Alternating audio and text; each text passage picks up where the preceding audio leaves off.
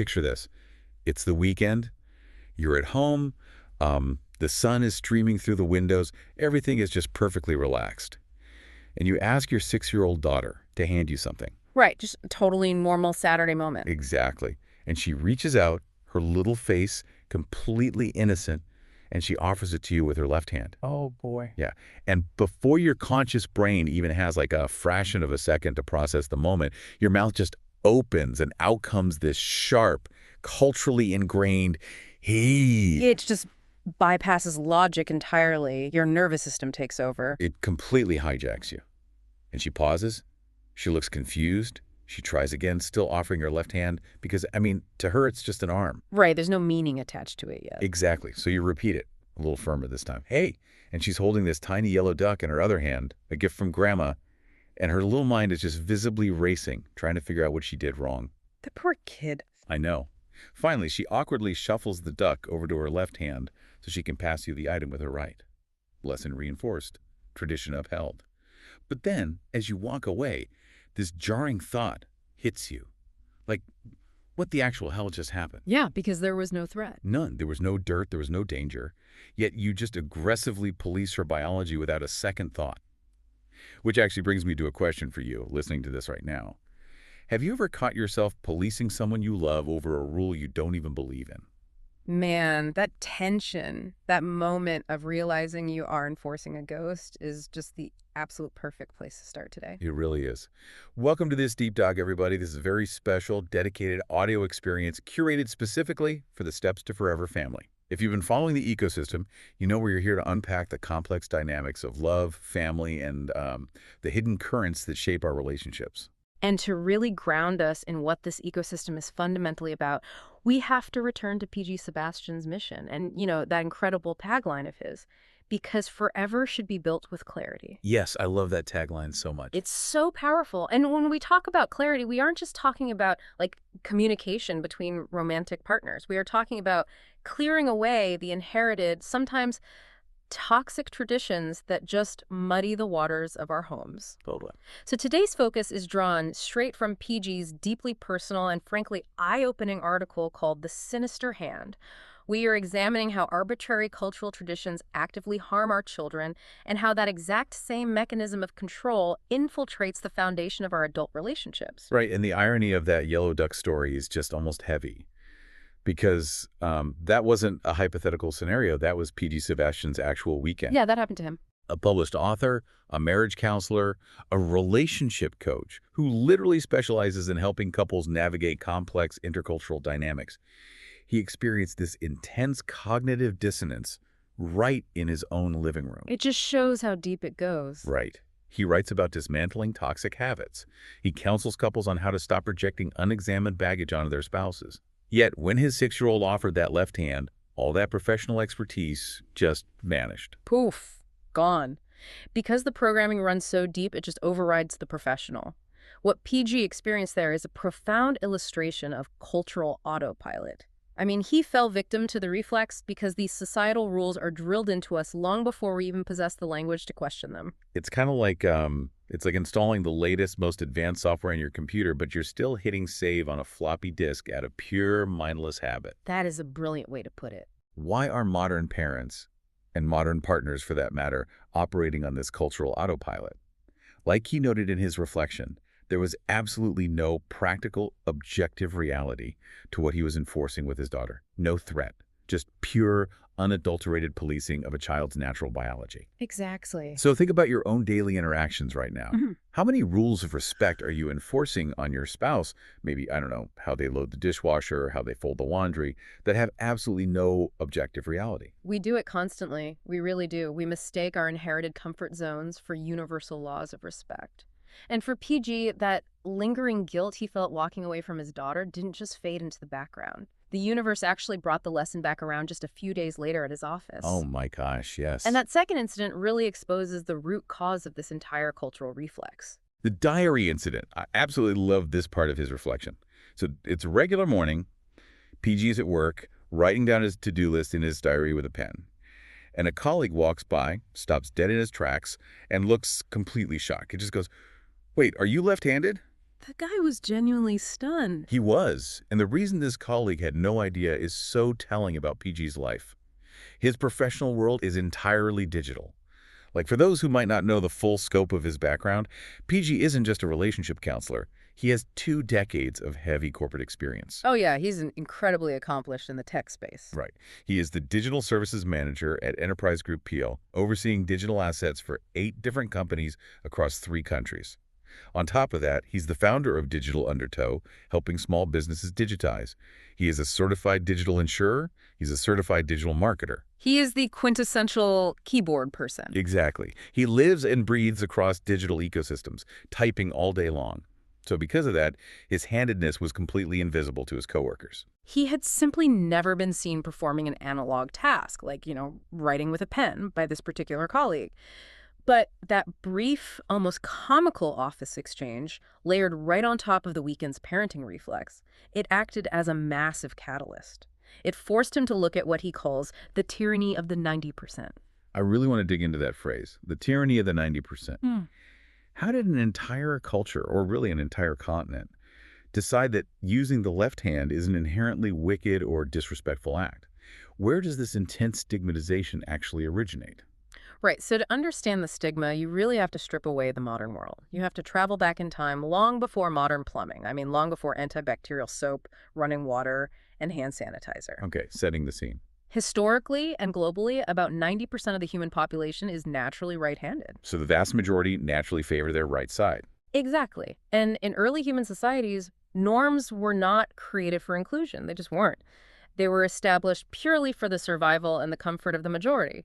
Because 9 out of 10 people naturally favored their right hand for precision tasks, that hand organically became the designated hand for social interaction. Eating, greeting, passing items, trading goods. But, why ban the other hand completely? Like, why the extreme taboo? Disease. Oh. Yeah.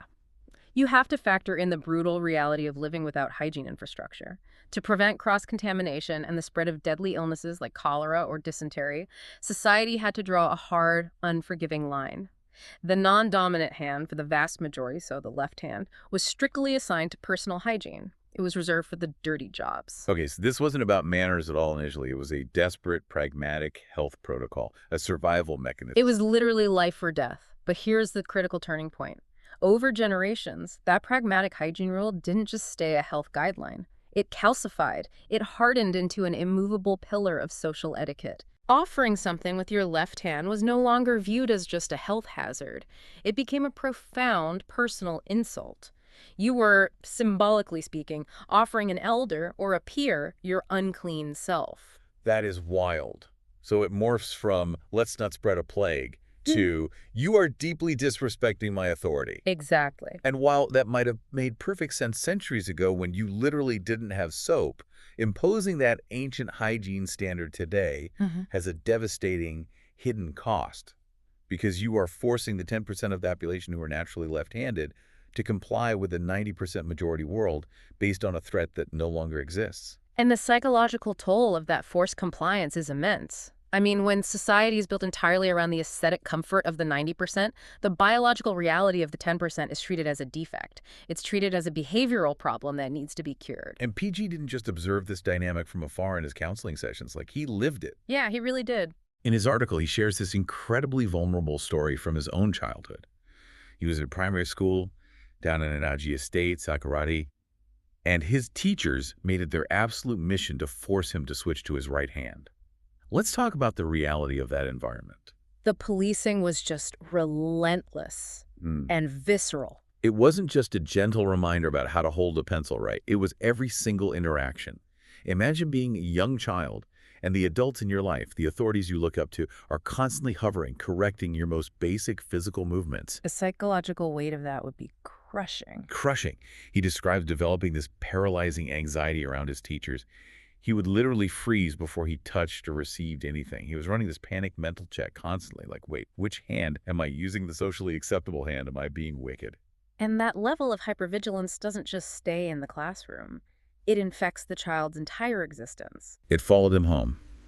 When he was with his mom, he said he would ask her at every single instance, for every mundane task, which hand he was supposed to use. His confidence just plummeted. His academics began to suffer. Instead, focusing on the lesson instead of, actually learning, his brain was entirely consumed with micromanaging his physical limbs just to avoid being shamed. He was spending all his cognitive energy on mere existence. But, he notes in his reflection that he was actually one of the lucky ones. Yes, the rescue. I love this part. It's so beautiful and such a testament to protective parenting. Before the psychological damage could become a permanent scar, his father stepped in. That's right. His dad sent a firm message to the school, laid down the law, and explicitly told the teachers to back off, to just let his son be, and to stop obsessing over which hand he used. And that single, decisive intervention saved his confidence. It allowed him to finally relax and actually thrive. It's a profound moment, a father acting as a shield against cultural tradition. It really challenges this whole concept of respect that we throw around so casually. If a cultural rule demands we inflict severe psychological stress on a child just to maintain the aesthetic comfort of the majority, is it actually respect or is it just control? That is a very heavy question. It makes you wonder how often we do this in our marriages, too. How often do we demand our partners change a fundamental part of who they are just because it makes us uncomfortable? So if you are raising kids right now or building a foundation for a future family, are you being the teacher who forces the switch or the partner who steps in to protect their loved one's true nature? And that right there is the defining question of the steps to forever ecosystem. Are we protecting our loved ones or are we policing them? Because as PG outlines, this policing isn't just about hurt feelings or making a kid feel a little anxious. The damage goes much deeper than emotions. We are literally talking about forcing a neurological override. Right. Let's pause and get into the hard science here. Because handedness is not a behavioral choice. It's not a kid being stubborn or trying to be rebellious. Not at all. It all comes down to how the brain splits its workload into the left and right hemispheres, what scientists call lateralization. This mapping is locked in before a child even takes their first breath. It is biological destiny. The brain is literally wired to send primary motor signals down one specific pathway. Okay, so when we demand a left-handed child use their right hand, we aren't just teaching them manners. We are triggering a cascade of entirely preventable cognitive issues. Exactly. PG details 4 devastating impacts of this forced switching, and we need to look at the mechanics of what is actually happening in the brain. So the first one he mentions is speech and language disruptions. Right. But wait, I need to stop you there. I understand how switching hands makes you clumsy, but how on earth does moving your left arm cause you to start stuttering? That physically doesn't make sense to me. I know, it seems completely disconnected until you look at the brain's geography. So, the motor cortex, the area responsible for manual dexterity and how we use our hands, sits right next to Broca's area, which is the Center for Speech and Language Processing. Oh, interesting. Yeah. In the brain, they are deeply intertwined neighbors. So when you force a child to suppress their natural motor dominance and use the opposite hand, you are essentially forcing neural traffic down the wrong highway. You create a massive traffic jam in that hemisphere. So they just overload. Basically, yeah. Because the manual dexterity and speech centers share so much neural infrastructure that confusion spills over. This is exactly why forced hand switching is historically linked to the sudden onset of stuttering, stammering, and delayed speech in young children. Oh my gosh. So it's like taking a house that is fully wired for 220 volts and forcing a 110-volt appliance into the socket. Yeah. You aren't just making the appliance work harder, you are actively short-circuiting the whole electrical panel, which is why the speech center suddenly blows a fuse. That is the perfect analogy. You are short-circuiting the panel, and managing that short circuit leads directly to the second impact, which is massive cognitive drain. Because using your dominant hand is supposed to be automatic. Right. It requires zero conscious thought. But when a child is forced to use their non-dominant hand, their brain has to expend immense conscious executive energy just to perform the most basic mundane tasks. Holding a pencil, passing a plate, tying a shoe. Imagine trying to write your most important, complex work emails with your non-dominant hand while your boss stands over you and yells at you. It would be a nightmare. That's the cognitive drain we put on a child. All that mental energy being wasted on basic mechanics should be going toward actual learning and creativity. It completely makes sense why these kids face intense physical exhaustion in the classroom. They are exhausted before the lesson even begins, which flows right into the third impact, learning and motor struggles. Forced switching often triggers symptoms in children that perfectly mirror dyslexia and dysgraphia. Okay, I have to push back again. Dyslexia from hands. How does changing the hand you write with cause you to mix up letters on a page? It's all about spatial mapping. When you force a brain to operate through its non-dominant side, you disrupt its natural understanding of left, right, up, and down. Oh, I see. Yeah, the brain's spatial awareness gets scrambled by that cross-hemisphere traffic jam we talked about earlier. So when the child looks at a B and a D, the brain struggles to process the directional difference. They start reversing letters. They struggle with spatial orientation on the paper. Furthermore, they appear unnaturally clumsy in their environment. Right, but they aren't actually clumsy. Exactly. Their brains are essentially being forced to operate through a heavy filter of physical resistance. That is wild. We diagnose them with learning disabilities when, really, we just scramble their spatial mapping by forcing them to use the wrong hand. It's a tragedy, honestly. And then, of course, the fourth impact, which ties this whole tragic picture together. Chronic anxiety. You are essentially looking at a child day in and day out and telling them that their default biological state of being is wicked. You are telling them their very nature is offensive, and that breeds a profound inferiority complex. It creates a state of permanent hypervigilance. They're always waiting to be corrected, always waiting to do something wrong just by existing. That is so heavy. And that deep-seated anxiety doesn't just magically vanish when they turn 18. It sets a precedent for how they view themselves.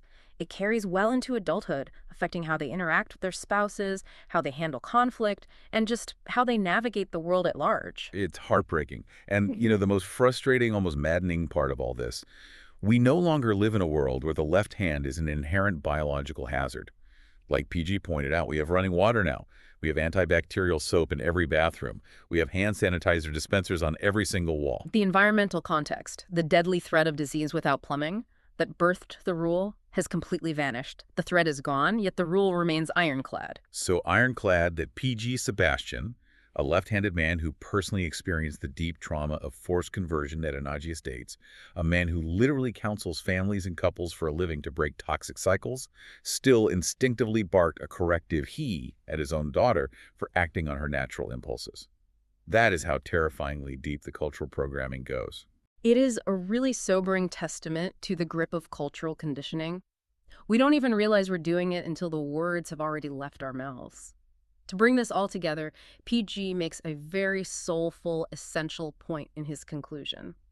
Culture and respect are beautiful frameworks. They are deeply necessary. They are the glue that holds our society together.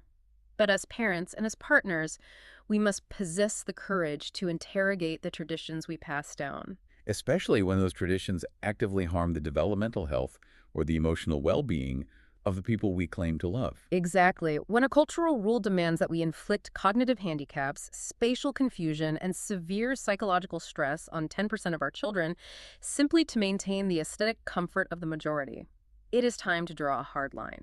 True respect shouldn't require a child or anyone in a loving relationship to go to war with their own biology. Amen to that. We have the running water, we have the soap. It is time to let our kids hold their yellow ducks and receive their gifts in whichever hand their brains naturally dictate. It's time to finally let go of the floppy disks. And I want to leave you, the listener, with a final thought to really mull over today.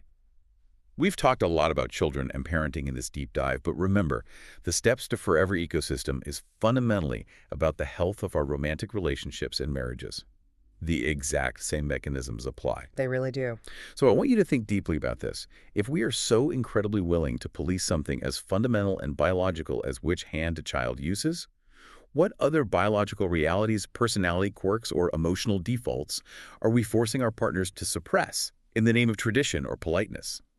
How often are we demanding our spouses operate on a 110-volt circuit when they were literally built for 220? Wow. That is the real challenging work of relationship building right there. Identifying where we are prioritizing an inherited tradition over the actual living, breathing human being sitting right across from us at the dinner table.